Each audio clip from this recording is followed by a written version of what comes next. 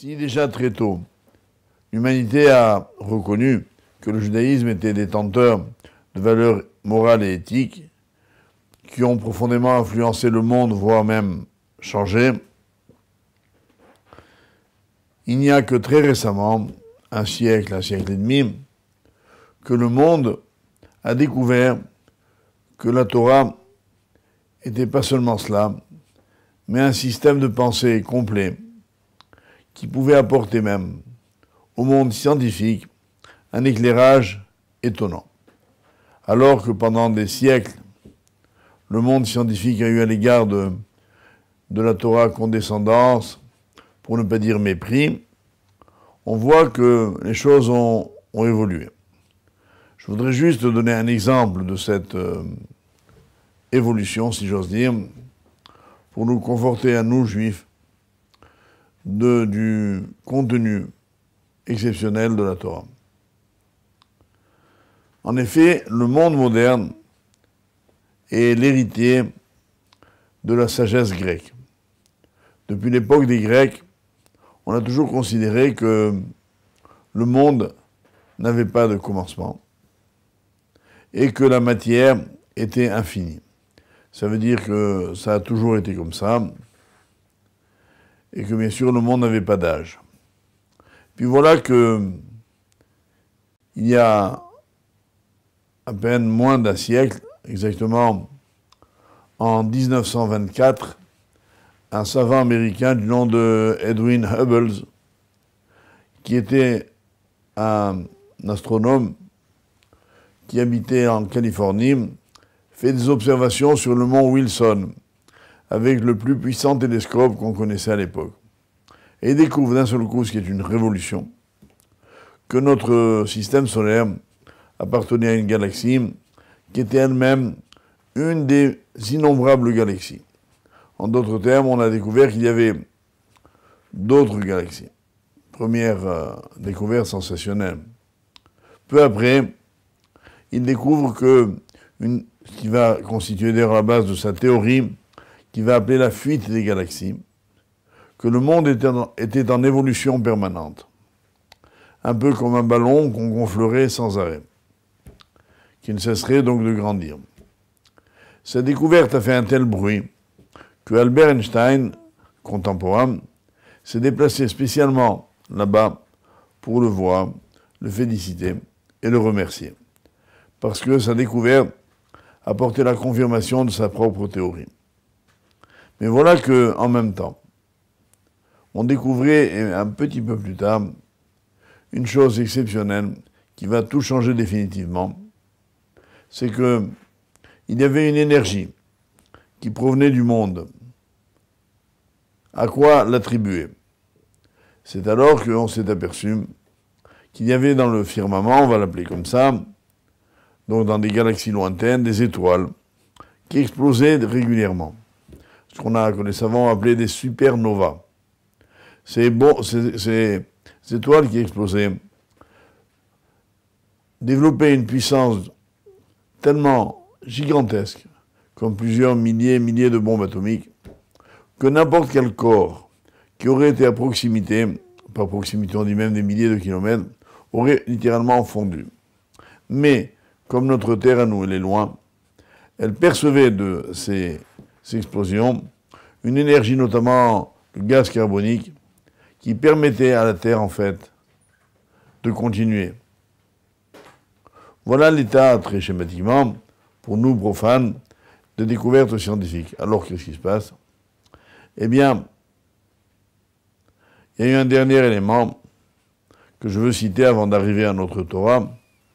C'est ce qui s'est passé vers les années 60, lorsque la NASA a voulu connaître le nombre d'étoiles qu'il y a dans le ciel.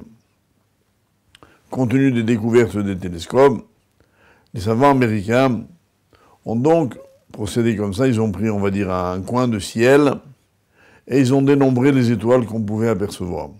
Puis ils ont procédé comme un sondage. Ils ont dit, bon, donc dans l'étendue du ciel, il devrait y avoir à peu près tel chiffre. Et ils ont dit, avec l'humilité qui caractérise les gens qui savent beaucoup, ils ont dit de façon aléatoire, et hypothétique, nous estimons le nombre d'étoiles qu'il y a dans le monde, dans l'univers, à 10 puissance 21 ou 22. C'est-à-dire 10 avec 21 zéros derrière. Bon. Adkan. Point. Maintenant, ouvrons la Torah. Parce que bien sûr, la théorie, ce que je viens d'exposer, faisait tomber complètement à l'eau ce que les Grecs disaient, qui disaient d'abord que le ciel que l'on voit, c'est ce qui existe. Or, je ne sais pas si vous le savez, mais à l'œil nu, quelqu'un qui regarde le ciel étoilé peut apercevoir, à votre avis, combien d'étoiles? Bien, environ 4000. On s'est donc aperçu qu'il y en avait non pas 4000, mais des milliards. Premier point. Deuxièmement, que cette théorie de la Terre du monde qui avait toujours existé est tombée à l'eau, puisque la découverte de ces supernovas montrait bien que la théorie qu'on appelait du Big Bang, c'est-à-dire d'une explosion puissante qui a fait émerger le monde, l'univers, était bien prouvée scientifiquement. Donc, point de la situation, le monde et l'univers est gigantesque. Deuxièmement, il a un démarrage, il a un début, il a un commencement. Si nous ouvrons la Torah, on constate, bien sûr, pour le commencement, pas besoin d'aller chercher loin, le premier mot de la Torah, Bereshit, Bara Elohim et Hashamayim et Haaretz. Dieu a créé les cieux et la terre au début, au commencement. Deuxièmement, après la lecture des tout premiers versets, on lit celui si fameux qui dit Vayomer Elohim Yehior Vayehior. Et Dieu dit que la lumière soit, et la lumière fut. Donc la Torah parle elle-même d'une lumière, d'une énergie, qui est apparue dès la création du monde et qui a ensuite disparu. Comme ce fameux apport dont nous parlions il y a quelques minutes. Maintenant, ce qui est tout à fait étonnant, c'est ce que va dire le Talmud. La Gemara dans Berachot, page 32, la Medbet, Amud Bet, nous dit la chose suivante, au nom de Resh Lakish. Elle nous apprend que Israël se plaint à Dieu, entre guillemets, d'être oublié. Tu m'as abandonné, dit-elle à Dieu. Et Dieu répond, moi, t'abandonner? Écoutez la réponse. J'ai créé, dit Dieu, 12 constellations, les signes du zodiaque. Dans chacune d'entre elles, j'ai créé 30 chefs. Parmi les 30 chefs, 30 légions, on va dire. J'ai créé 30 régiments. Dans chacun des 30 régiments, j'ai créé 30 ceci, 30 cela, 30 cela. Et puis on part dans des structures étonnantes, chaque fois avec des noms précis. Et il y a ces divisions d'étoiles, il s'agit bien de ça. J'en ai créé des myriades, autant de fois qu'il y a de jours de l'année, c'est-à-dire 365 fois, multiplié par 10 000, par 10 000, par 10 000. Les Chachamim, puisque la Gemara, vous le savez, a été écrite il y a plus de 1500 ans. Évidemment, on n'avait aucun autre instrument de mesure ni d'observation que nos yeux.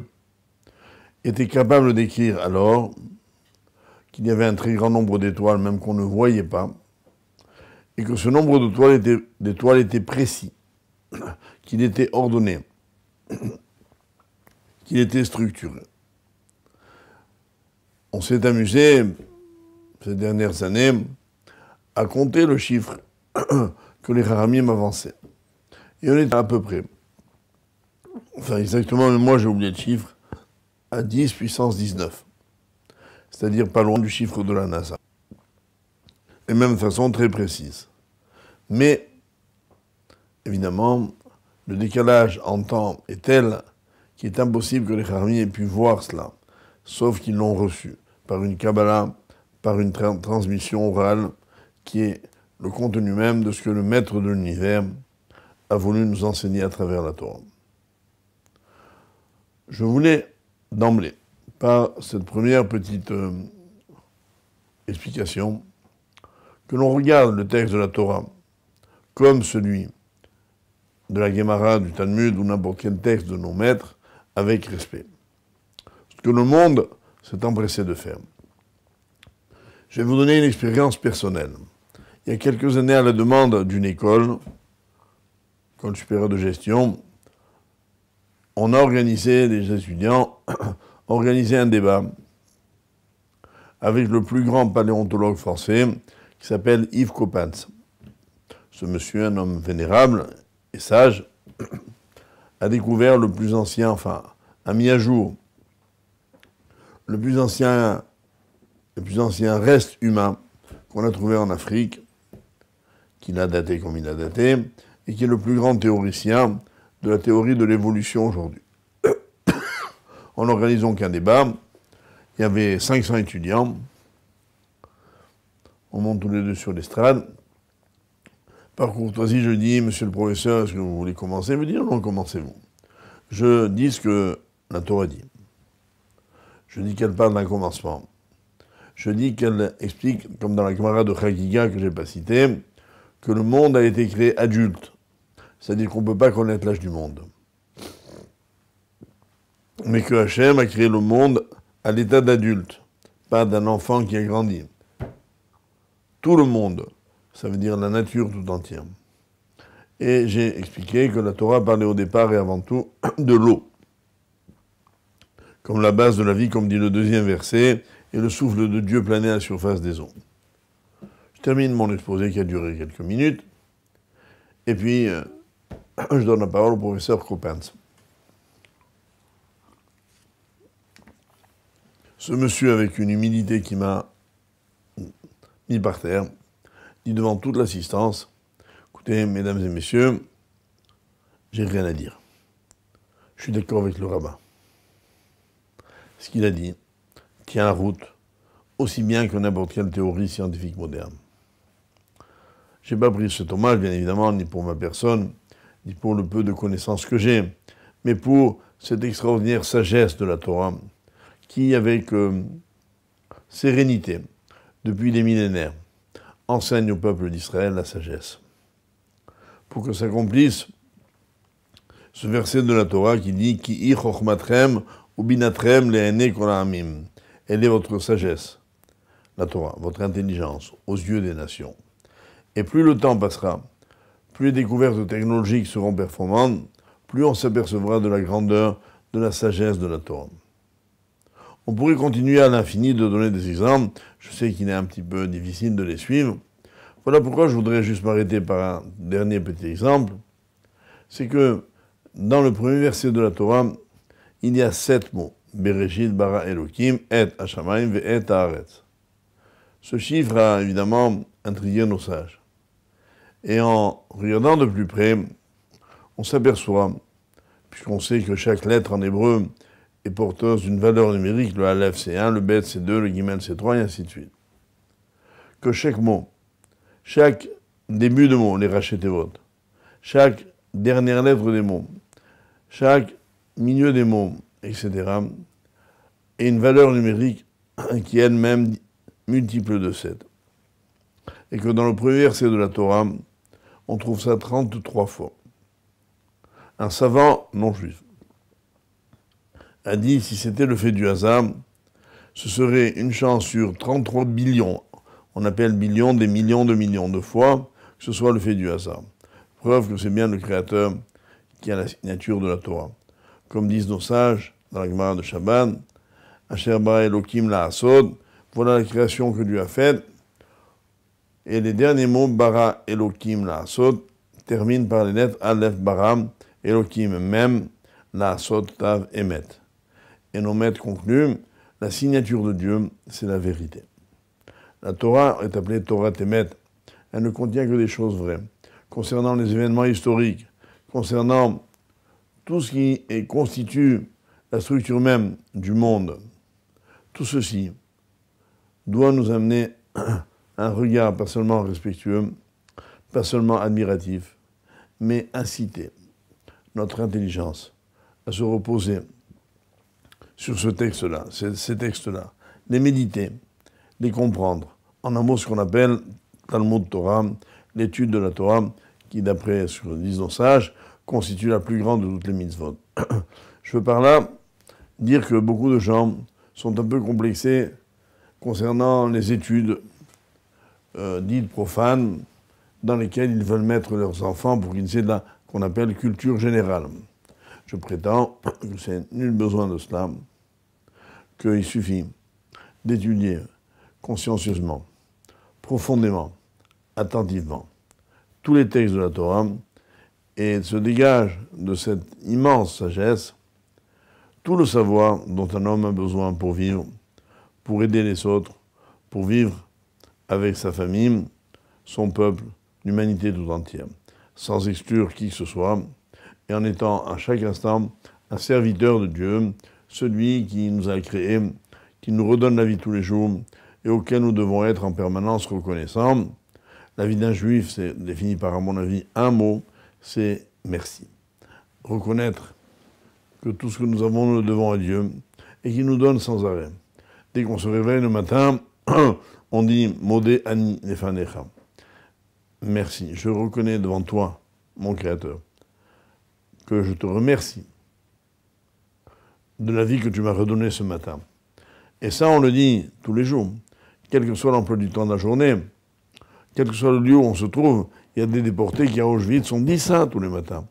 Ils se réveillaient sur leur couche de misère, sachant que leur journée allait être faite de souffrances, d'exactions, de toutes sortes d'atrocités, et ils disaient merci. Parce que la plus grande valeur, c'est la vie. Et si Dieu la donne à l'homme, c'est pour qu'il réalise quelque chose à chaque instant. Voilà un programme qui fera que plus jamais dans nos vies, on dira « Zut, il m'arrive ça, mince, il m'arrive ça ». On dira une seule chose, merci, puis on cherchera à comprendre. Si on comprend, tant mieux. Si on ne comprend pas, il faudra un peu plus de temps. Mais le mot de la vie, c'est merci. Si bien qu'un homme qui dit merci est un homme toujours heureux, parce qu'il n'attend rien. Il sait qu'il lui appartient à lui de bâtir sa vie, de la mettre en adéquation avec ce que l'Éternel lui envoie et lui permet de se réaliser totalement.